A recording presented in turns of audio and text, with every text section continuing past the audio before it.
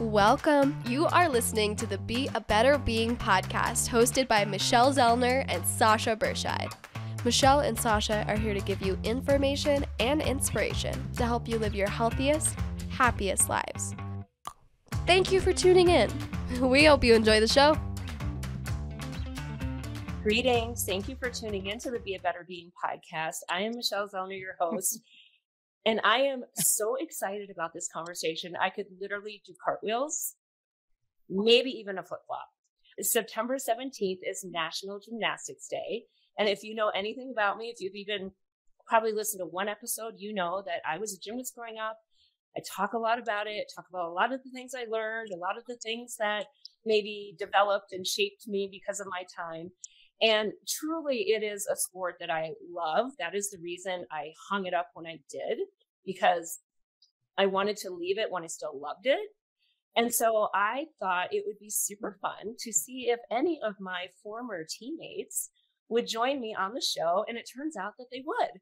So I have 3 of them with us now. Hopefully one more is going to join in just a moment. Thank you. But welcome everybody. Oshkosh Gymnastics girls. Welcome to the Be a Better Being podcast. Woohoo! Hi.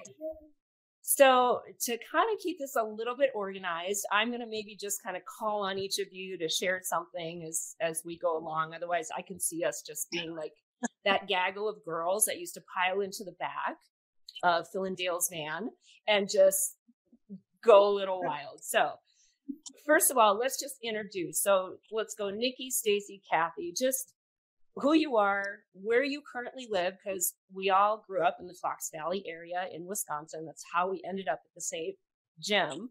And then maybe a little bit about how and why you got started in gymnastics and how long you lasted, how far you went. So Niki, let's start with you. Okay. Hi. I'm so excited for this and to see you. And Cathy, hi. I do recognize you. And Staci. I started gymnastics because my mom, back in the day when you could still be little and get yourself out of car seats, I was taking myself out of car seats and doing headstands. And then I would do cartwheels, and I just was always rolling and flipping and turning. So she put me in gymnastics, and she found the club part of Phyllis and Dale.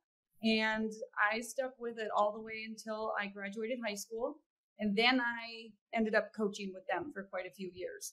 And I currently live in Utah. My mom's sister moved out here, and I decided to check it out. And that's how I met my husband and everything. And so he was from a small town called Vernal, Utah. It's very rural, but I'm about 3 hours from Salt Lake. And so just for context, I'm 50, so graduated high school in 1990. Niki, when did you graduate high school? I graduated in 95 and I turned 46 a week ago. Okay. So we had a little bit of overlap in the gym. Obviously, I knew you well enough to invite you onto this. And in our world back in the day, you were referenced as Peanut. So if I call you Peanut, it's just because that's who you are to me. But yeah, it's so exciting. I think you and I just decided it's probably been 35 years since we've actually talked. So this is, it's just a ton of fun. Thank you for being here. Staci, let us hear about you. Thank you. Yeah. Let's see. I live up in Denver, just north of Denver. Been living out here for about 20 years.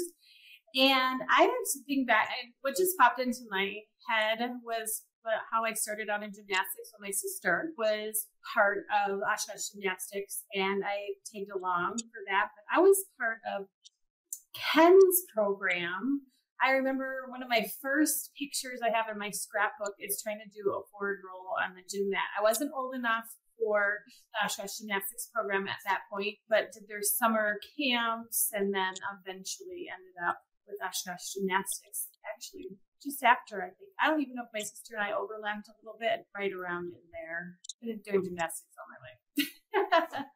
So, yeah, that's kind of how I came to gymnastics. So. Yeah, and it's so funny.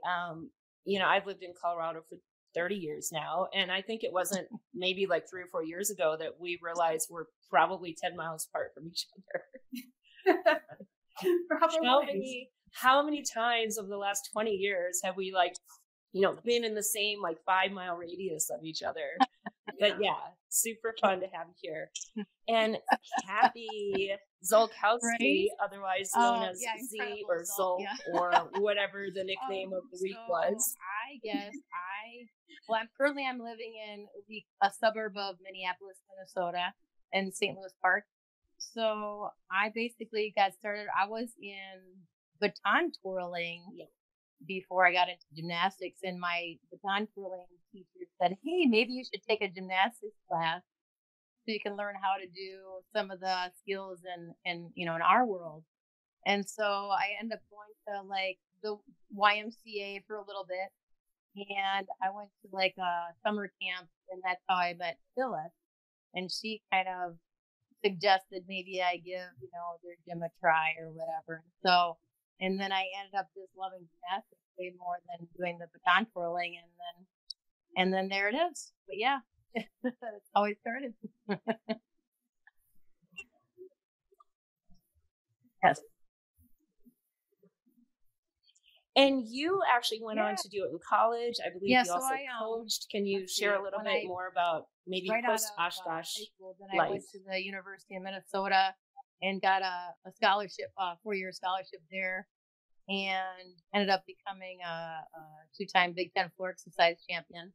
And then went on to help out with coaching with my coaches there. They had also a private club on the side, and coached with them for a little bit, and then also coached some high school gymnastics, and went to doing a lot of choreography because dance was my favorite part of doing gymnastics. And so that's kind of, yeah. And so that's where it went.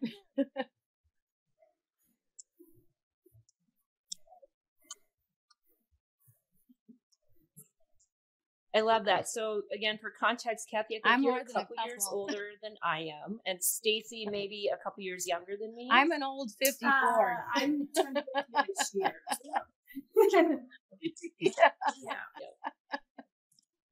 Yeah, I'm the grandma. Were you that many years ahead of me? I swear you were okay. Well, I mean, all Right. of my years in the gym, you were present. So clearly, I felt like we Yes. grew up together, right? Yes. Yeah. and we were I think closer in also age, and we Stacy's actually sister drove Angel together a lot. Stacy and Angel competed and I, with we you. drove Is that right, together a lot. Cathy? And so did a carpool.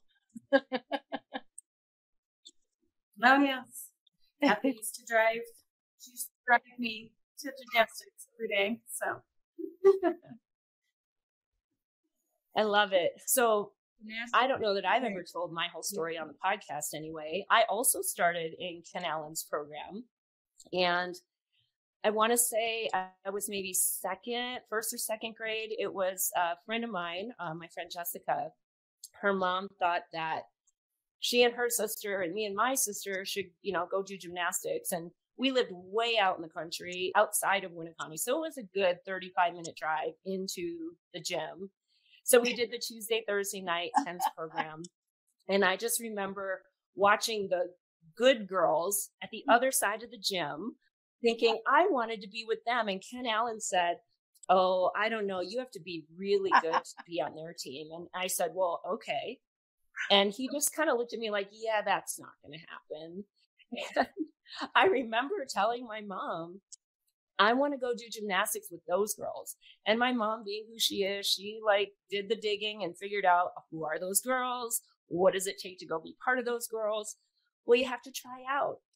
So, tryouts are held, I don't know, every fall and spring, at least back in this time they were, did the tryouts, and yay, I made it, right? I don't know if y'all went through this experience, but I remember going to bed that night, just laying wide awake, and at 9:30 at night, the phone rings. This is, back in the olden days when there were landlines. The phone rings, and I just hear my mom say, "Oh, okay. Oh, good. I'll tell her in the morning." And I just flew out of bed, and I just screamed my way down the hallway like, I made it, I made it, I made it. It was like the best thing ever in my life. I guess probably as an 8-year-old at that point. That is how much I wanted to be over there. And, then 10 years later, still, going through all of it, which we're going to talk about all of it. That's how long it lasted for me. Did it all through grade school, middle school, high school. I hung it up senior year of high school. In fact, October 18th, 1989, I can still remember it very vividly.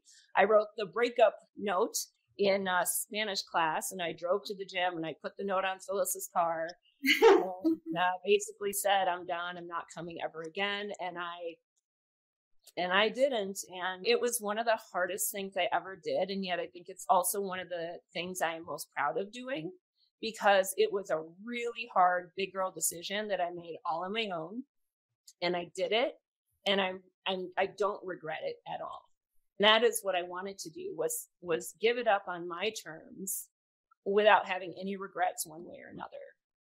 So that is my story about it. I'm curious, each of you. So let's talk about, the good, the bad, and the ugly, maybe. Thinking about just your time in the gym, whether it's the skills, the friendships, the competition, the relationships with coaches. What is something that you feel really has been a thread throughout your life that that had it not been for your gymnastics experience, it probably would not have panned out that way? Anybody want to start with me again? Sure, yeah, let's just go in order.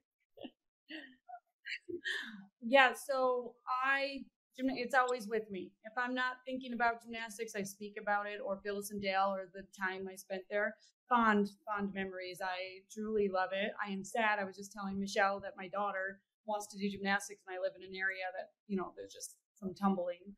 I remember the hours never bothered me. I had sisters, and that we fought at home all the time, and they were just different things always going on. And it was a security to be at the gym.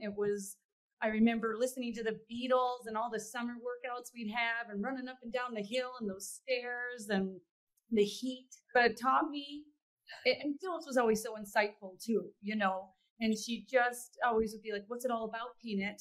And made me think.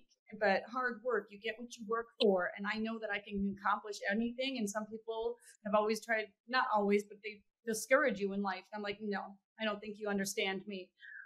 We would fall off on a cartwheel at the meets, right? You go back home, you do 50 of them, you fall off number 25, you start over. You just do it, and you make it, and you do it right. And it's always stuck with me as that part of life. And, was maybe a little drama with the girls. Like I said, I had sisters and stuff, so I might have fought with them, but I feel like we always came together at competition and everything, and ended up being friends and sleepovers. And I don't really have any poor memories of it. Just fond, good things that I am who I am today because of it all. I love that. Thank you. Staci, how about you? I think, when I think back, for me, the fundamentals were there you weren't in that program if you weren't competitive, if you weren't willing to take the silent treatment or the repetition or the work through it, the work ethic. You just, that was inevitable in the program with that. But I think what the thread that sticks with me here, and even though I don't have contact with a lot of the people in the program anymore, is the girls. Like, they were my family, and whether it was going to meets or, how many birthday party pictures do I have? How many Halloween trick-or-treating? Like, we all went together, and it was always a thing. Or if one was in the hospital, or we all went and saw them, or it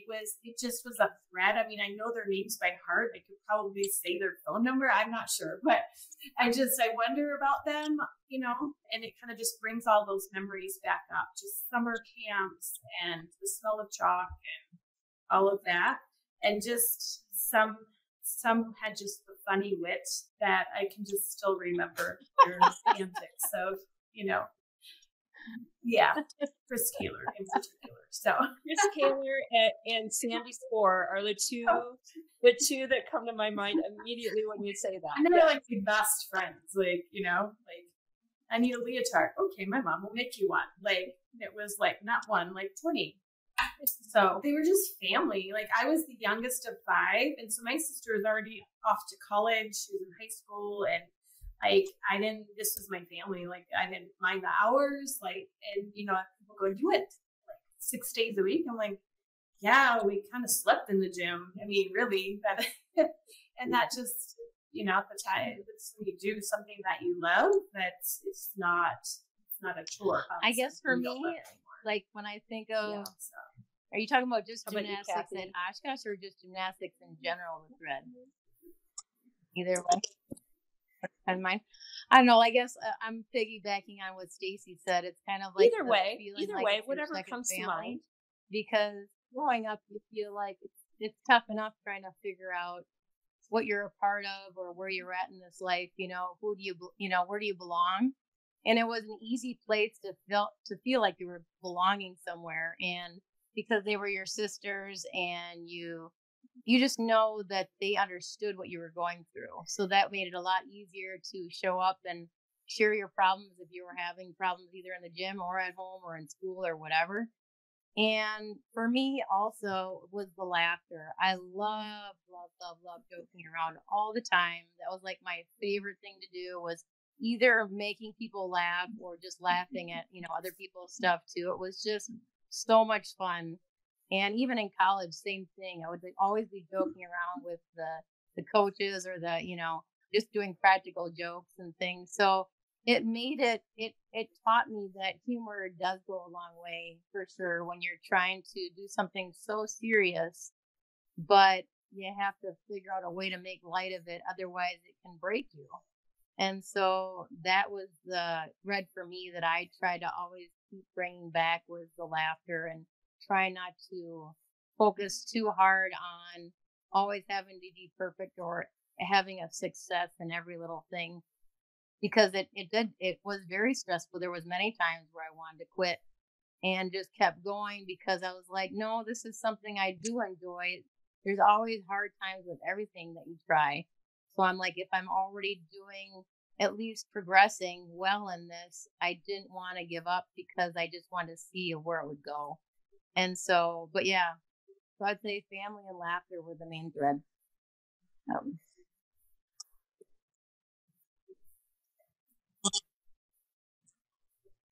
Well, absolutely. I have so many vivid memories of you, and laughter and a big smile on the face is part of every one of those memories for sure. And I believe Cathy's like the master of not only laughter, but pulling it all together in like a blink of an eye and throwing a double back. Like it's like, what did she just do? Like our stomachs are still hurting, and she's just like beyond words amazing. So yeah. Yeah. No, I agree. I mean, it's so hard to nail down and pinpoint any one thing. I think, like you all said, it's being part of a family. It's being part of something else. I have a very small family. It's basically me and my sister and, you know, mom and dad, but extended family was all very far away. So it was really the 4 of us. And then because I did gymnastics at Oshkosh, I didn't do anything involving school sports. So all my friends at school had their tight friendships because of school sports. And then I was this weird one who had to go off and do something different. And so, you know, for so many years, my friendships with all of you were so much tighter than any friend at school I could ever have had. Because, you know, when you're in school, you're basically doing school, right? When you're at the gym, you're having these interactions all the time. And then you go away on meets together. And I know it all changed. We all did gymnastics at Culf, right? But then at some point, Bill and Dale bought their own space. And I know a lot of things changed in the way that they did things once that happened.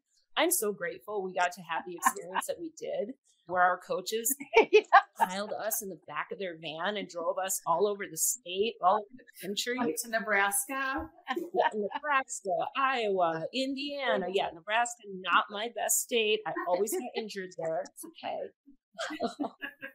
Yeah, but there was some big truck stops along the way. Yes, the ground's round. I mean, that will forever be imprinted in my brain. Yes. Gail's restaurant of choice. If we ever had to stop to eat, it was at the ground. It was the ground round. Yes. But yeah, just, just so many fun memories of all of that. And yet there was for me this little internal, like, I wasn't that good. I really wasn't. I had no talent. So for me, I loved gymnastics. What I did not like, and I didn't know this until way later, was competition. Competition is not a value of mine. I'm not a competitive person. And yet that's what gymnastics is. It's a competitive sport. So I recognized that my attitude and all of that started to change as we started to get into competition season. Of course, when your attitude changes, your performance changes, and it's a big snowball from there, right? So I didn't have some of my happiest days, many of them in the gym. They were, for me, full of my own disappointment in me, worry and feeling guilty that I'm letting people down, and, all of that kind of went around and swirled through all of my gymnastics time. But when I look at the big picture, all of it, the bigger stuff outweighs all of that, right? The memories and all the things that we are taught, and the skills, the grit, the determination, the pursuing your passion because you love it, not because you're good at it, right? All of these things that I think are important for us to really think about as we navigate through just the different phases of life and different challenges in life as well. I mean, if you had to pick like a life skill or any of them, thinking about gymnastics, one that was really honed and developed because of your time in the gym, is there one that you think stands out for you more than maybe others?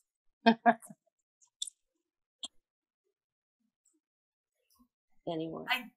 I'm trying to put it into words, but yeah, go ahead, Niki.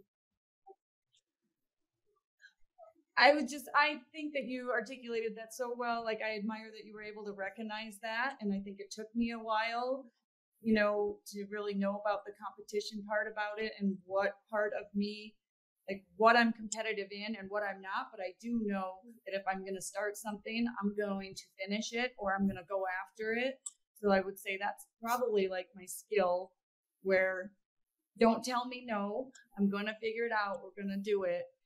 But you can be good or talented at anything if you put your heart into it and you love it. And I think it shows that way. Yeah.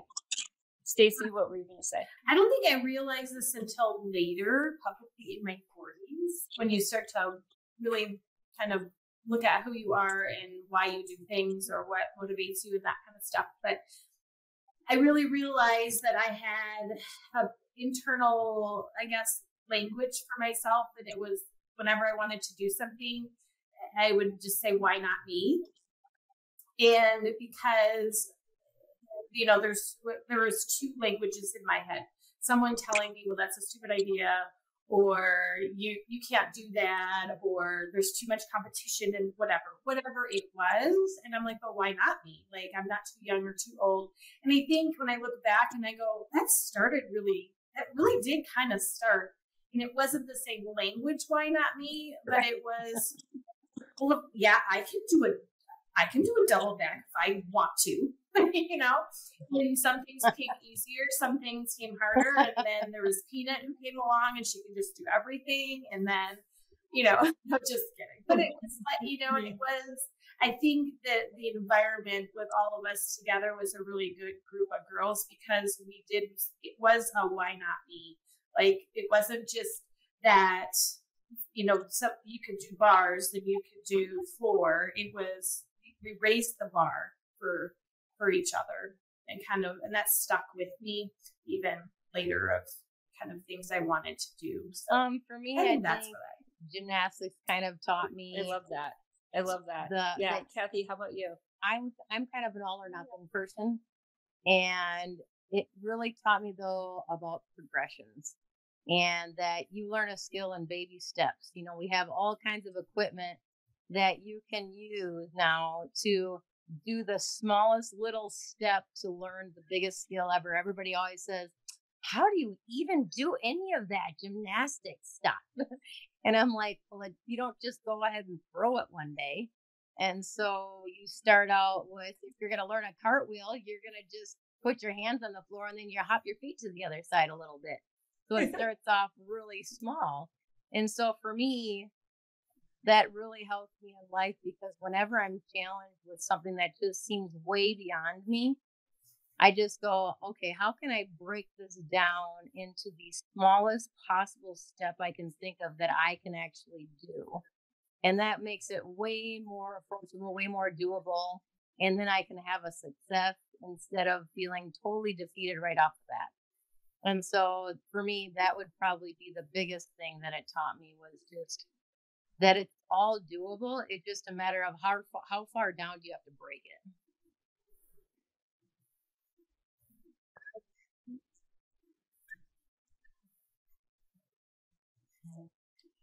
Yeah, I think so many of us are in all or nothing mode. That's something I broke out of a very long time ago, but agree, like we see these big, amazing things. We're like, I want to do that. Just like somebody sees like the career that I have, and they're like, well, I want to do that. I'm like, great, 26 years, knock yourself out. Right. Like, but yeah, I think that's certainly, I hadn't thought about it in that way, but yeah, absolutely. We're all about progression. I think, Staci, to your point, that why not me, I guess I had that as well. Like when Ken Allen's like, no, I'm like, well, really? I'm going to show you. Right. But I think also there was something really special about being an Oshkosh gymnastics girl. At least in our time, we were the girls. We were the club, right? Like, oh, that's the Oshkosh girls. And I just remember like Phyllis and Dale instilling in us how to present yourself, right? Thinking about the posture you hold, what you're wearing when you're as a group in the gym, people are always watching you. And that is something that's always stuck out with me as well. Just, it is how you present, right? What kind of confidence are you presenting based on what you're wearing, how you're standing, what your attitude is, how you're interacting with the others. And all of that impacts everything else, right? That energy you put out is going to have a huge impact on the energy that comes back to you. And I don't know if some of that was because we were influenced by the college team, right? Because Phyllis and Dale also coached the college girls. And so we saw what that team looked like. Because when we were doing it, our type of gymnastics was not a team sport. It was very, very individual, right? Yes, we were the team, but it was really about each individual girl's performance. I think that's changed a lot over the course of time. And I know we got to see that with the college girls because we would overlap practice with them. So I think in some ways those little seeds were planted, and maybe that is what did help us really gel as a team.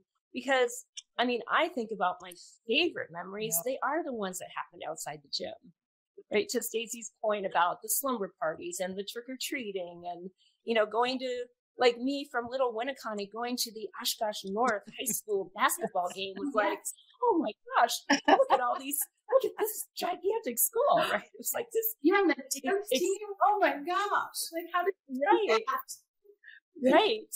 It was exposure to this big, big world, right? But yeah, I think also just having I take nothing from my parents. I have still very lucky, the most amazing parents ever. For those 10 years of my life, I spent more time with Phyllis and Dale than I spent with my parents. And the influence that they have had on me to this day, still very grateful that we are still friends and connected, how many years later, because they had such an impact on every element of my growth and development. And I'm really grateful that it was a positive one, right? It wasn't all pretty. There were times when I got the silent treatment, right? Whether it was from a teammate or from a coach, it doesn't feel good. And then you wonder why, but there's a reason, right? And I get it. Like looking back, I have so much appreciation for how they managed how many different personalities all at once, how many different people at different skill levels and with, different traits and different things to develop and, different degrees of desire and talent, and that they had to navigate each one as individual to get us all to be the best that we could be. I can't even imagine how hard that is. And of course, when you're 8 or 10 or 15, you don't appreciate that. You don't even know that's happening. It's all about me, So I think also it's just given me that perspective of just reminding of the big picture and thinking about everybody's doing the best they can to do the best that they can. And I know everybody has their own experience with their coaches, right? Not everybody's perception of their experience is the same. And I think that's important too, right? We've all had different ebbs and flows of degree of, relationship with everybody. And for me personally, I'm just so grateful for the fact that was the gymnastics program that I was in. What about, gosh, I know we could go on forever. Let me ask this question. Any regrets at all about the time, energy? Really, it was more like, I just wish I could go back and do some extra things, because even though I ended up doing it later, but I love theater. And so, and I'm involved heavily in theater and film and stuff now, but back then in high school, I wanted to be in plays so badly, but it was just impossible. And so that part was kind of tough to see, like, friends or my brother being in a play. And I was like, oh, I want to do that so badly, but it still worked out fine because I ended up doing it later anyways. But stuff like that, things that you missed, because you're always busy with either practice or meets on the weekends or whatever. It was a little tough in that respect, just like missing out on certain things, but I wouldn't change it for the world because of all the opportunities it brought me of being able to use my talents from gymnastics into other areas like theater and film for like choreography and things like that. So I still wouldn't go back and change how I did it, but I just would have probably tried to see if there was a way that I could add in some things.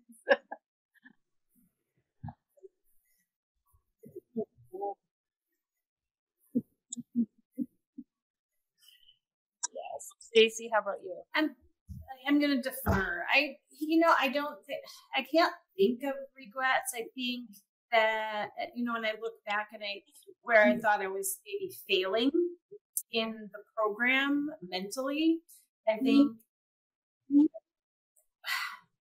I guess that's when I look back, now I don't look at it as failure. I just mentally was it wasn't right for me anymore, to your point. And I wasn't mature enough at that point to know that. I just knew that I wanted something different. And I kind of did the same thing. I came in and said, I'm done, and left. I think you're icing your ankle actually at that thing. You're like, what? And I was like, yep, bye-bye.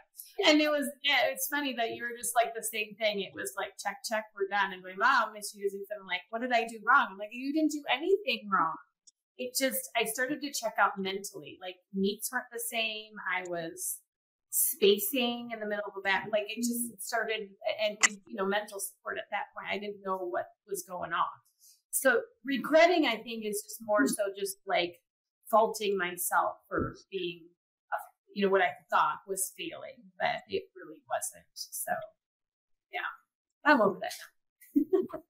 Nobody teaches us how to give up something that we love, especially at, 15, 16, 17 years old, right? Just gymnastics as a whole changed. It changed from like the class 3, class 2, class 1, elite to the level 7, 8, 9, 10. And so there's a lot of shifting going on kind of all at the tail end of our years, me and Staci and Cathy. And for Phyllis and Dale to kind of budget and manage all that shifting. And then also that they wanted to let go of the college team, go do their own thing too. So there was a lot of shifting dynamics on their side too that we, again, we don't know. This is a couple who's married and actually living a life as well, right? Investing all of their time and energy in other people's children. Like, that also never really occurred to me. Like, these are just our coaches. They weren't like mom and dad who have their own life and their own family. Like, no, they're our coaches. Like, they're here for me. So yeah, I don't have regrets about my time in the gym or spending the time. If I could go back, I do wish I had more confidence in myself. I was very much a follower, and I allowed other people's treatment of me to impact me instead of just me being me. So I was very susceptible to if Chris Kaler decided I was not the chosen one that day, and I was going to be the one that she just didn't talk to that day. Well, then that meant I had a horrible practice because I was all about, what did I do wrong? Why doesn't she like me? Why is she not talking to me? I wasn't focused on gymnastics. I was focused on that. And if that was the day where I was the best thing ever, well, then I'm the best thing ever. And then that is how I performed in practice. So I was very tied to what other people did or didn't do and allowed that to impact me. And I'm not quite sure at what point in my life I stopped doing that. There were also things going on with a school friend, kind of the same kind of deal. So I think it was because it was literally everywhere I was, it was happening. I was just always very lost and always just wanting someone to like me and just be nice to me. And then I can be good. So at some point, I think it probably not until I left the gym. And again, like at the end of my stuff, Jesse had also left, and Phil and Dale wasn't coming in quite as much, and there were just a lot of things shaking up. And I thought, I think it is time. It is just time for me to end this. So yeah, I think regret is just that I was very much a follower, and that is clearly not who I am now. I don't know why I allowed that to happen. I think it's just because when you feel like you don't really belong anywhere. I didn't belong with my school friends. I thought I belonged here, but then for whatever reason today I don't. That just doesn't, it feels weird. And so that definitely impacted me in a lot of ways. All right, we're going to wrap up with one more thing. You have to pick one. Fondest memory of whether it involved all of us or not, but the Oshkosh Gym girls from outside the gym. So I think my fondest memory is playing and making me laugh. Anybody was going to mention sleepovers, and we would try to make each other laugh, and that was just Sandy was on crutches. I would have so. Oh, I remember that for sure. But Sandy or the time where I don't remember if both Staci and Michelle, if you were there. Yes, we did those naughty when things. We had a party at my house at around Halloween, and we went egging, and oh my God, we got that is one that will bond us forever. Excellent. It was fun to hang out.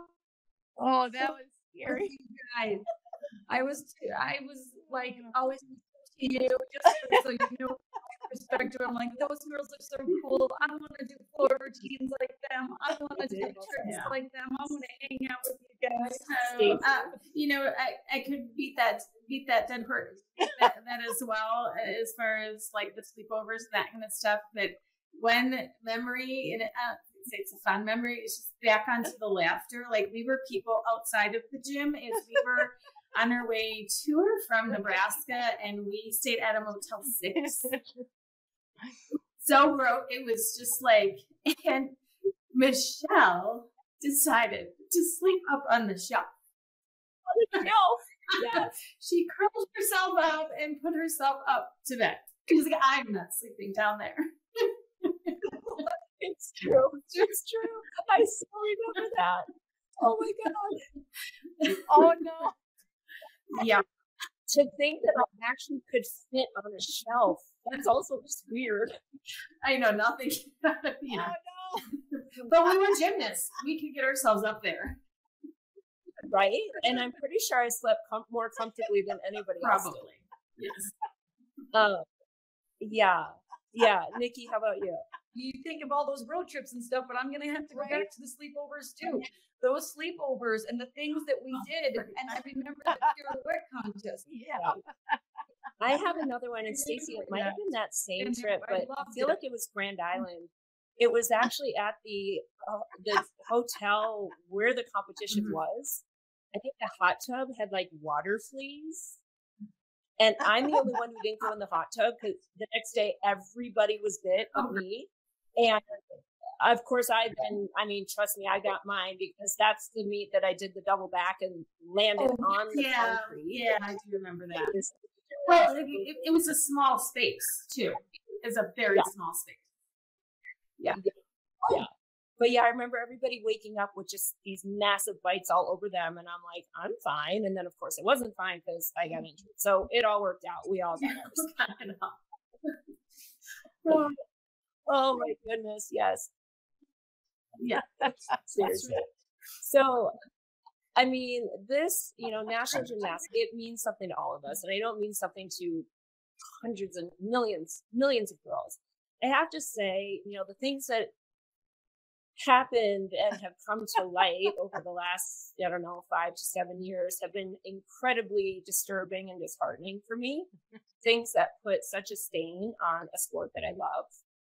Whether it's, the berating that Bella and Marta Caroli got because they abused their gymnasts, and I'm not taking a side one way or another, whether they did or not. I know that gymnastics, and to be good in it, requires a lot from everybody. And I don't like it when things are maybe exaggerated or misrepresented, or people who have no idea what the sport is about to judge what we do and how we do it. So those are the things that really bother me, which is why I wanted to have a conversation about how amazing this sport is and how amazing it can be. And all of the things that we all learned because of the sport and because of the relationships that we've made in it. I hope anybody who's listening, if you are in the sport or you have a daughter, a niece, a nephew, whoever, that you look at it in the big picture and really think about all the life lessons, all the skills, all the traits, all the memories that are going to be made. And yes, there's sacrifice. There's no doubt about that. But that's the case with everything, right? There's always sacrifice for something else. I know for me personally, the sacrifice is worth it. I think my parents would say their sacrifices were worth it as well, because it's not just me sacrificing, right? It's the whole family. And anybody, who maybe has a negative assessment of gymnastics, because it can lead us down some hard stuff. We didn't really talk too much about the hard stuff, but yeah, I'm sure that those things shaped all of us as well. I talk about it all the time on my podcast, and I wrote about it in my book. But those are also things that's real life. And whether I was a gymnast or not, those things very well might have still influenced and happened, right? So anybody listening, I hope you just heard the joy coming from at least the four of us. And, if you have any kind of thought about the sport, or you have kids you're thinking about putting in it, absolutely do your due diligence to learn about the program and the coaches. And if you see passion in your child, nurture it. If you recognize that your child really isn't into it, then let it go. But anytime that you're going to force a child to do something they don't want to do because you think they should, or because it's fulfilling your dream, that is never going to work out in the long run. So I don't know. Those are my final words of wisdom. Do any of you have any that you want to add for maybe some parents listening out there? Yeah, I guess for me, I know I've ran into some parents who really wanted to push and shove their child, super hard. Like, yep, I'm going to make my child get a scholarship and I'm going to make this happen.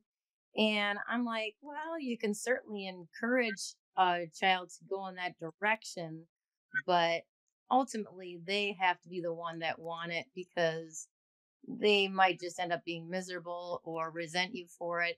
I do agree with saying, start what you finish. If you start a certain program, at least finish it out to that, whatever you paid for, and try not to quit in the middle of something that you've already agreed to.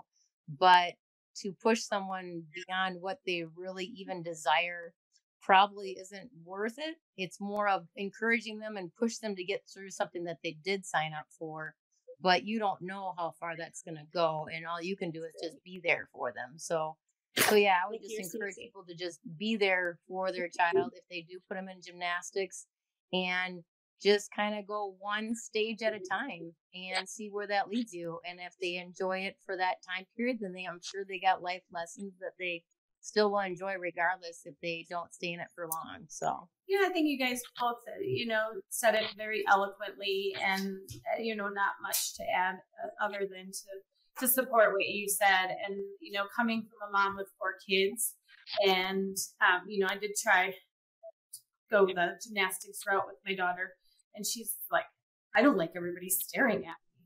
So and did pretty quickly. Got a few cute pictures, but other than that, like, it was like, okay, not your jam. Okay, what else? What's next? What do you want to try? And to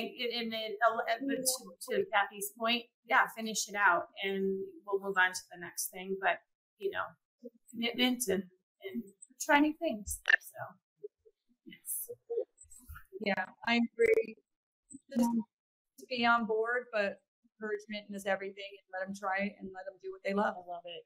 I love all of you. I really do. This is so fantastic. I mean, if nothing else, it just fed my need to have to do this. So listeners, whether you enjoyed this or not, honestly, at this point, I don't care. I am really grateful for these 3 beautiful humans on the screen who are able to join. Listeners, I'm joking. Of course I care. And I know you got something out of this. So we went super long on this one. I'm just going to finish with my usual. It is now your turn to go and be a better being.